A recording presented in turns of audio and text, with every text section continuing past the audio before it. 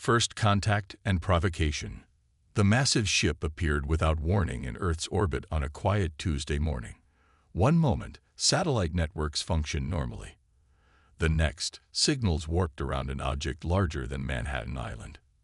Military installations worldwide went to high alert as the vessel maintained its position, silent and imposing against the backdrop of stars. Captain Maya Rodriguez of the International Space Coalition stared at the live feed on the command center's main screen. After 2 decades in service, she thought she'd seen everything. She was wrong. All attempts at communication have failed, Captain, Lieutenant Chen reported, his voice steady despite the tension filling the room. They're just watching. Keep trying all frequencies and protocols, Maya ordered, and make sure the defense grid remains on standby, not active. We don't want to appear hostile. 12 hours passed before the alien vessel responded. When it did, view screens worldwide activated simultaneously, broadcasting the same message. A tall, slender being with iridescent blue skin and 4 arms appeared, its face featuring 6 dark eyes arranged in a hexagonal pattern. People of Earth, the translation overlay read as the alien spoke in clicks and harmonic tones. I am High Commander Vexoran of the Galactic Hegemony. Your world has been charted, assessed, and claimed under Article 7 of the Expansion Directive. Rejoice. You now fall under the protection of the mightiest civilization in the known galaxy. Maya felt her blood run cold. Claimed. Is this a first contact or an invasion? The alien continued as if anticipating the question. The hegemony spans 10,000 worlds across 3 spiral arms.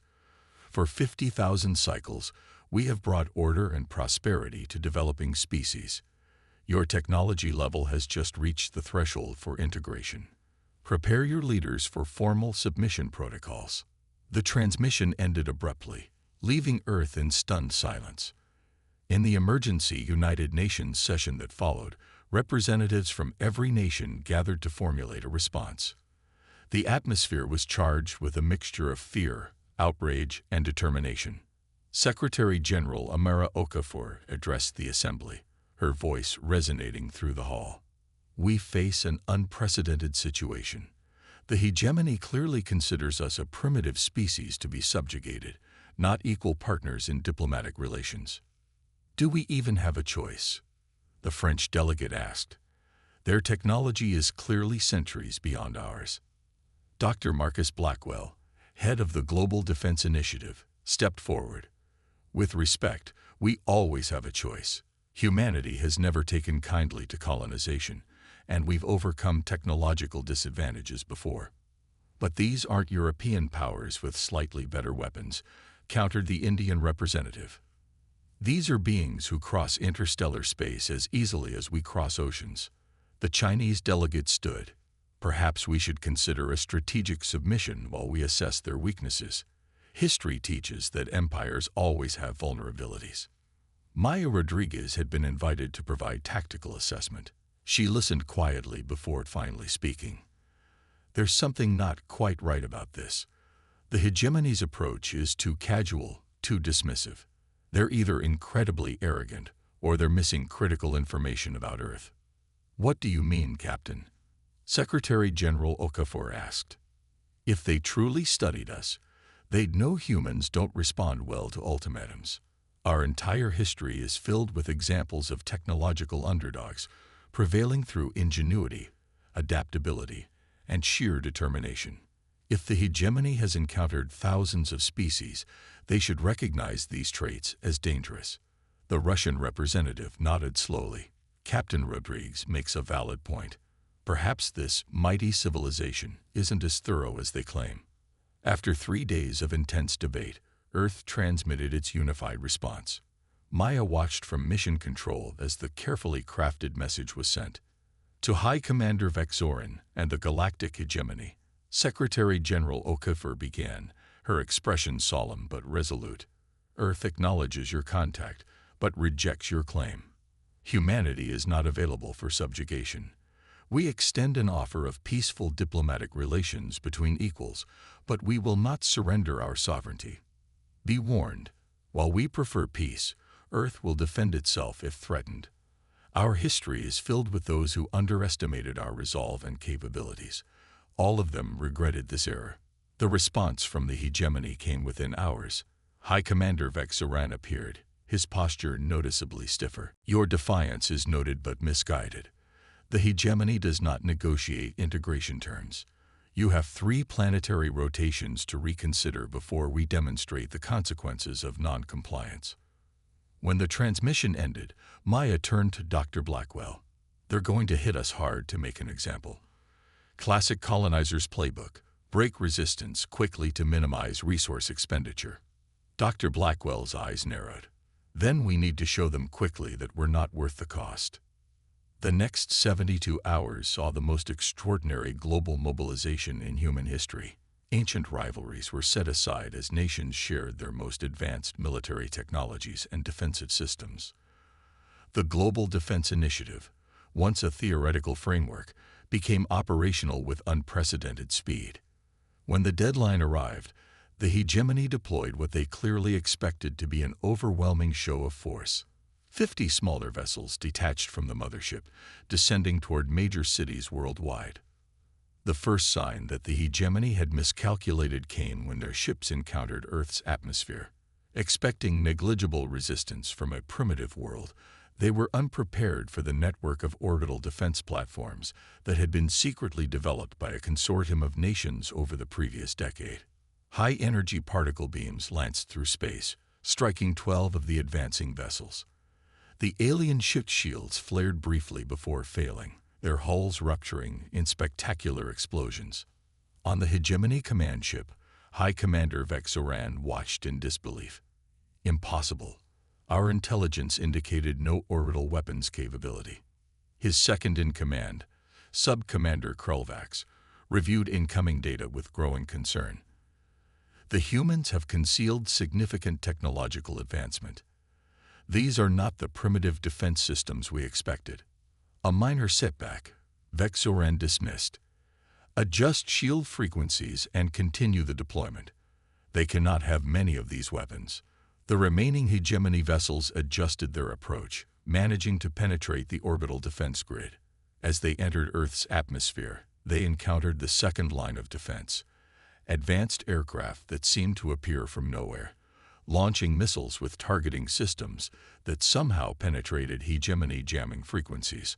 On the ground, what should have been easy landing zones in major cities had transformed into sophisticated ambush points. When hegemony troops deployed in Beijing, they found themselves facing not panicked civilians, but organized resistance using weapons that could penetrate their armor. Similar scenarios played out across the globe. New York, Moscow, Lagos, Sydney, all reported hegemony forces encountering unexpectedly fierce and well-coordinated resistance. In London, a hegemony commander transmitted an urgent message back to the mothership. Native resistance exceeds all projections. They're using directed energy weapons similar to our Phase 3 technology. High Commander Vexoran watched as casualty reports flooded in from across the planet. What should have been a routine subjugation was turning into a costly engagement. How is this possible?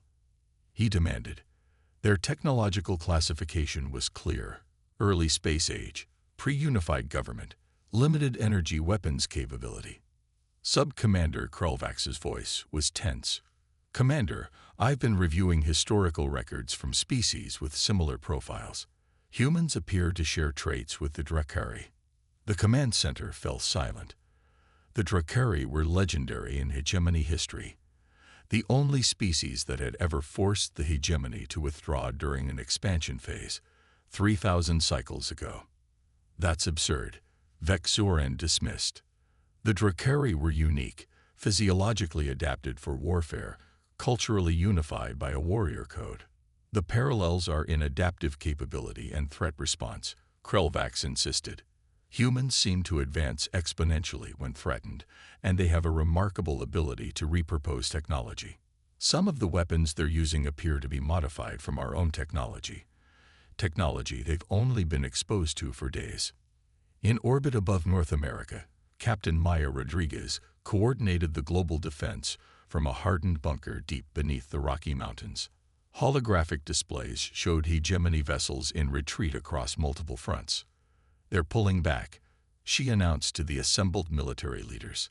First wave repelled with approximately 40% enemy casualties. General Williams of the United States Joint Chiefs nodded grimly. "They'll be back, and in greater numbers." This was just their exploratory force. Dr. Blackwell studied the tactical display. "We've shown them we're not helpless, but we've also revealed some of our capabilities. The next engagement will be much harder." Maya looked up from her console. "We need to take the fight to them. Defense alone won't win this." "Are you suggesting we attempt to board their mothership?" the Chinese general asked incredulously. "No," Maya replied. "I'm suggesting something they'll never expect. We need to hit one of their worlds." The room erupted in objections and questions. Secretary General Okafor raised her hand for silence. "Explain, Captain." "The hegemony doesn't see us as equals. We're just another primitive species to subjugate. We need to show them that attacking Earth comes with consequences beyond our atmosphere." Intelligence gathered from the captured hegemony soldiers indicates their nearest outpost is in the Ta City system. Ta City? That's over 12 light-years away. General Williams protested. "We don't have the capability." Dr. Blackwell interrupted. "Actually, we might." All eyes turned to him. "Project Prometheus. It's still experimental, but..."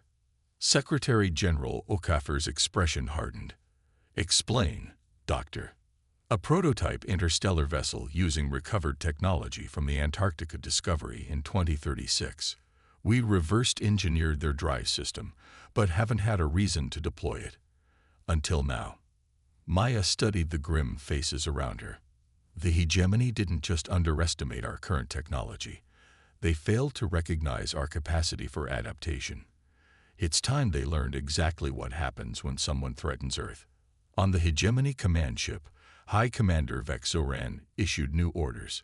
"Prepare the main fleet. These humans require a proper demonstration of hegemony power." Sub-Commander Krelvax hesitated. "Commander, protocol suggests we should reassess when encountering unexpected resistance." Vexoran's 6 eyes narrowed. "The hegemony does not retreat from primitives. Prepare the fleet. We will crush this resistance and make an example of Earth for the entire sector." As the massive mothership began deploying hundreds more vessels, an emergency transmission came through from Ta City. "Main Command, emergency priority. Unknown vessel has appeared in system. It's attacking the primary outpost. Defense is failing. They're using..." The transmission cut off abruptly. Vexoran stared at the blank screen, incomprehension slowly giving way to a terrible realization. In the 70,000 cycles of hegemony expansion, no species had ever counterattacked against their territory during first contact. "Impossible," he whispered. "They can't have interstellar capability." Sub-Commander Krelvax's voice was heavy with implication. "They shouldn't have orbital defense platforms or energy weapons either, Commander.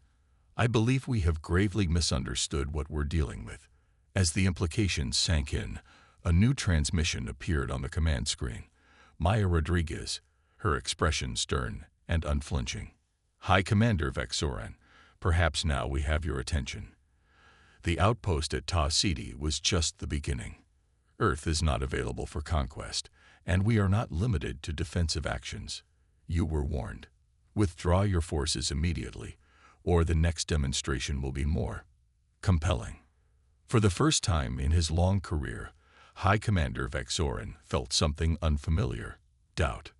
In the hegemony's 50,000 cycles of expansion, they had never encountered a species that had hidden so much of their true capability, that had absorbed and adapted so quickly, or that had shown such coordinated global response despite having no unified government. "Your warning is noted, human," he replied, buying time to consider options that had suddenly become far less certain. "But the hegemony does not.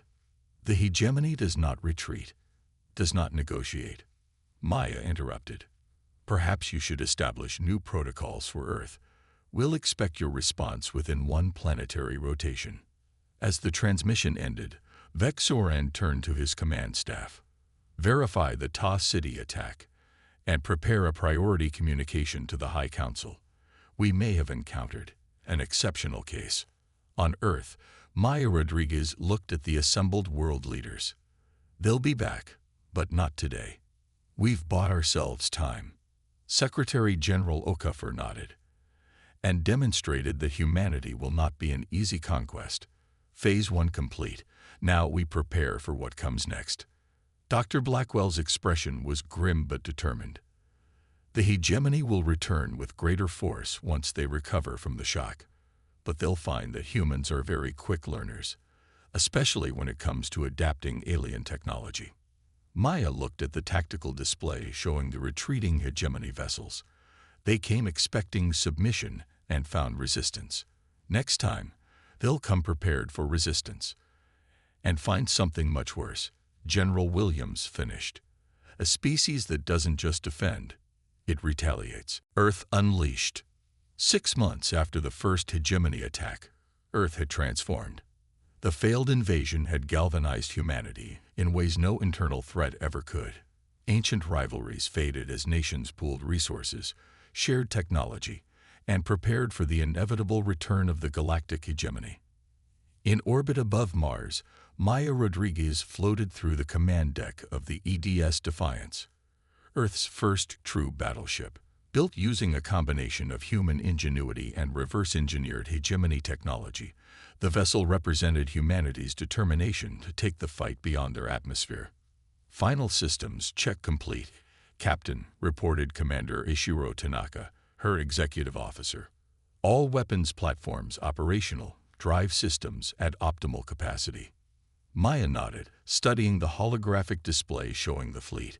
6 battleships surrounded by 20 smaller vessels, all constructed in the astonishingly brief period since first contact. Status of the Ta City garrison. Lieutenant Santos reports all defenses upgraded and fully operational. The colony is now self-sufficient and can withstand significant assault. Maya allowed herself a moment of pride. 6 months ago, reaching another star system had been theoretical. Now, humanity had not only developed reliable interstellar travel, but had established their first extrasolar outpost. The discovery beneath Antarctica had accelerated their technological development by centuries, but it was human adaptability that had made such rapid integration possible. "Captain," the communications officer called. "Priority message from Earth Command. The long-range sensors have detected a large fleet entering the system. Hegemony signatures confirmed." Maya's expression hardened. "So they've returned. Patch me through to Admiral Chen." The holographic display shifted to show Admiral Chen at Earth Defense Command. His face was grave but determined. "Captain Rodriguez, the hegemony fleet is massive. At least 500 vessels, including what appears to be 3 command carriers." "As expected," Maya replied. "They wouldn't risk underestimating us again." "Indeed, but neither have we been idle." The Admiral's expression shifted to one of grim satisfaction. "Operation Thunderbolt is authorized. The Defiance will lead the vanguard. Earth Defense Forces will engage only if necessary. Your mission is to take the fight directly to their command structure." "Understood, Admiral. The Defiance is ready." As the communication ended, Maya turned to her crew. "Battle stations. Prepare for hyperspace jump to the coordinates of the incoming hegemony fleet." Deep within the hegemony command carrier, High Commander Vexoran studied the tactical display showing the approaching human system. The debacle of the first contact attempt had cost him significant standing in the hegemony hierarchy, but it had also earned him the resources needed for a proper conquest. Sub-Commander Krelvax, status report.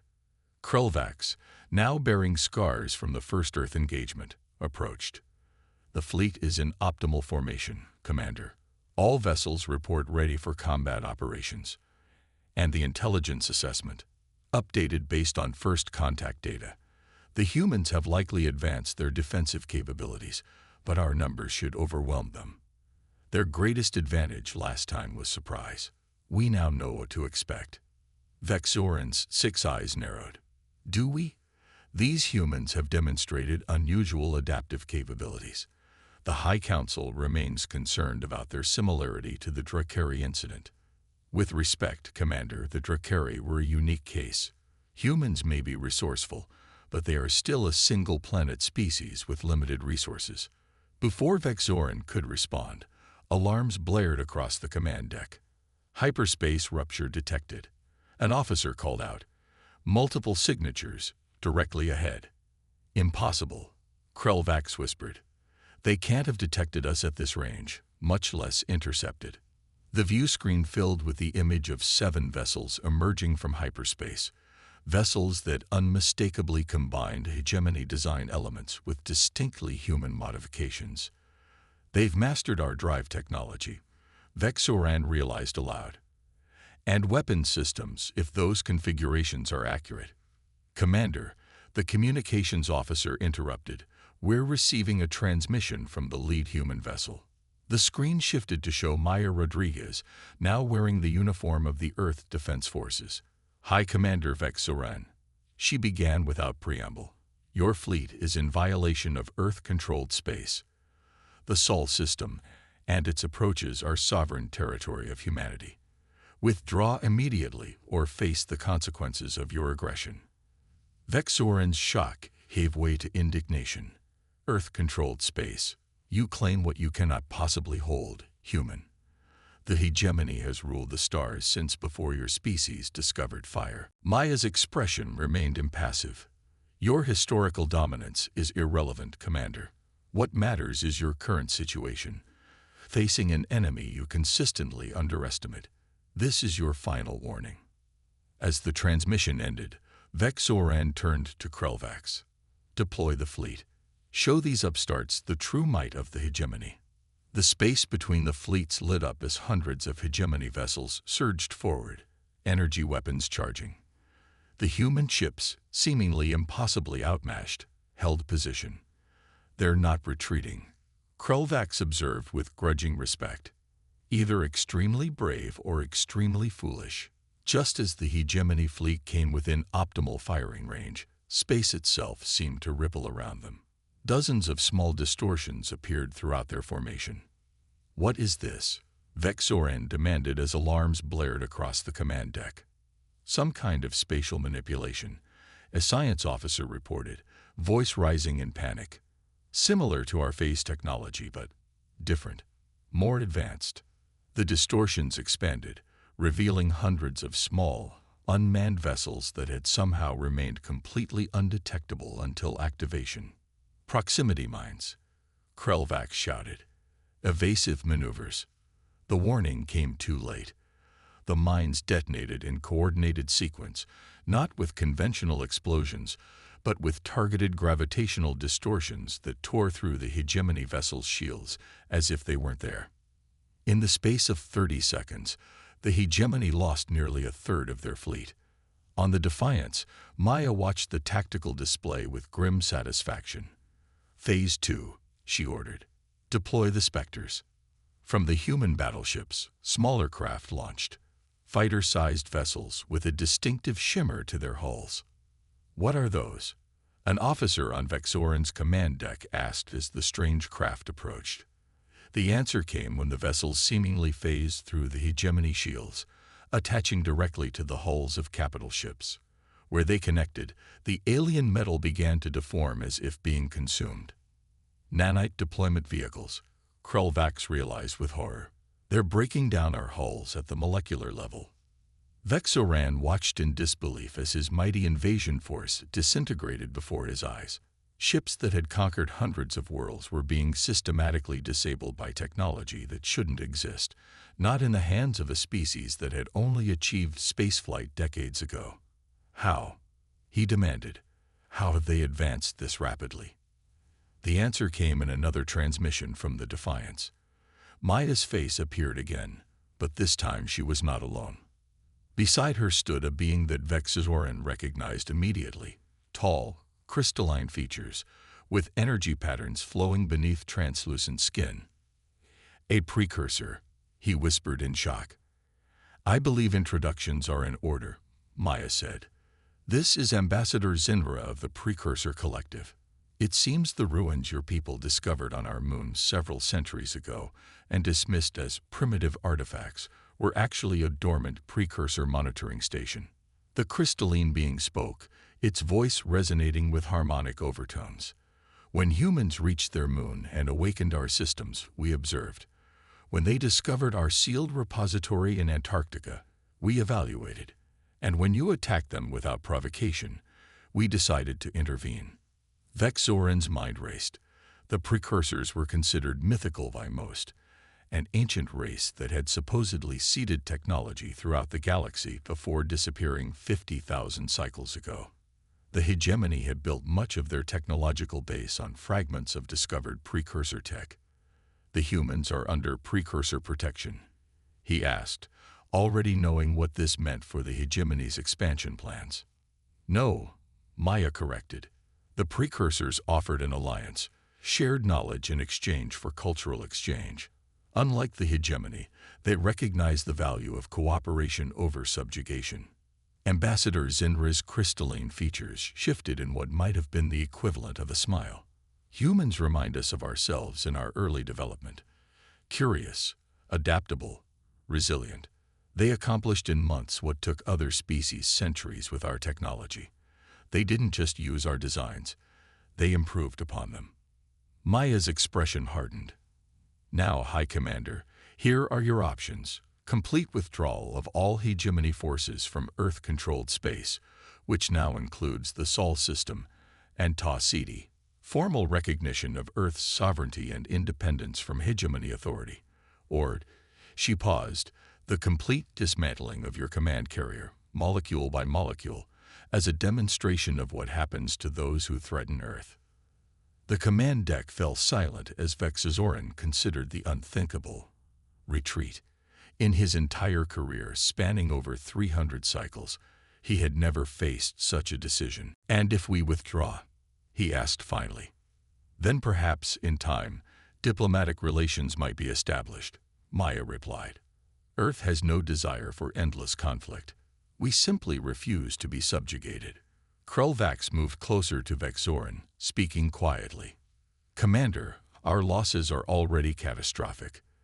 The hegemony cannot sustain this level of fleet destruction, especially if the humans have precursor support. After a long silence, Vexoran nodded. Very well. The hegemony will withdraw from Earth space. A wise decision. Ambassador Zinra commented. Perhaps your species can learn from this encounter, as humans learn from theirs. As the transmission ended, Vexoran turned to Krulvax. Order all remaining vessels to stand down and prepare for withdrawal. The High Council will not be pleased, Krulvax observed. The High Council would be less pleased if we lost the entire fleet for nothing, Vexoran replied bitterly. Besides, this is not over. The humans may have surprised us again, but the hegemony has faced setbacks before. With respect, Commander, this is different. No species has ever forced two retreats, especially not one so newly discovered. Vexoran watched as the remaining hegemony vessels regrouped for withdrawal. We have existed for 50,000 cycles by adapting to new challenges. This is simply another adaptation. As the hegemony fleet departed, Maya Rodriguez stood on the observation deck of the Defiance, watching the stars. Ambassador Zinra approached, its crystalline form shimmering in the starlight. They will return, the precursor noted. The hegemony does not surrender territory easily. We'll be ready, Maya replied. And stronger. Your technology has given us a foundation, but it's human innovation that will build our future. That is precisely why we chose to reveal ourselves to your species, Zinra said. In all our observations across 1 million cycles, few species have demonstrated your particular combination of traits. Technological creativity, paired with fierce independence and adaptability. Maya turned to face the ancient being. What happens now? Will you help us establish ourselves among the stars? We will share knowledge as agreed, but how you use it, That journey is yours alone. The precursor's energy patterns shifted to a deeper blue. The galaxy is vast and filled with wonders and dangers beyond even the hegemony. Humanity's true test is just beginning. On Earth, celebrations erupted as news of the hegemony's retreat spread. For the first time in history, humanity stood truly united, not just as a planet, but as an emerging interstellar civilization. In the rebuilt United Nations headquarters in Geneva, now expanded to include representatives from the Ta Sidi colony, Secretary General Okafor addressed the assembly. Today marks not just a victory, but a transformation. 6 months ago, we were a divided planet of competing nations. Today, we stand as one people, with our first colony among the stars and technology that has advanced by centuries. Dr. Blackwell, now heading the Office of Extraterrestrial Technology Integration, stepped forward. The Precursor Alliance offers us unprecedented opportunities, but also responsibilities. We must decide what kind of interstellar civilization Earth will become. General Williams, his uniform now bearing the insignia of the Unified Earth Defense Forces, nodded. The hegemony will reassess and eventually return. And there are other powers in the galaxy, some potentially more dangerous. We must remain vigilant. Secretary General Okafor's expression was solemn but determined.